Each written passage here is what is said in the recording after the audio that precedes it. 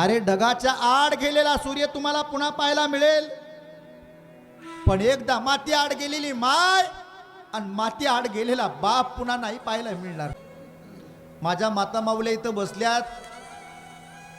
माझ्या माता माऊल्यांना विचारतो, तुम्हाला माहेर कुठपर्यंत आहे? जोपर्यंत माहेरात माय जिवंत आहे, जोपर्यंत माहेरात बाप जिवंत आहे, तोपर्यंत माहेरचा आनंद आहे.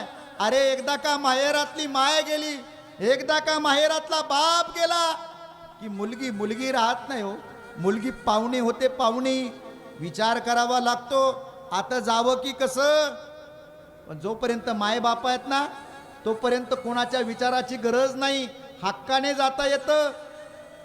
पण एकदा का माहेरातले मायबाप गेले, माहेरला जाऊ वाटत नाही हो. 15 वर्षाची पोरगी माईला विचारते, हे आई, पहिलं लय तू मामाच्या गावाला जायची, आता का जात नाही? माय म्हणते, बेटा माझे माहेरातले मायबाप गेले, आता माझ्यासाठी कोणी उरलं नाही. आता जर मी माहेरला गेले, हुरहुर वाटतं माझ्या माहेरला गेल्याच्या नंतर. मायबाप हो, माई लय प्रेम करते हो. म्हणून आई मायेचा सागर आहे, समृद्धाची घागर आहे, चैतन्याचा जागर आहे. आई भाजीतलं मीठ आहे, हक्काचं व्यासपीठ आहे.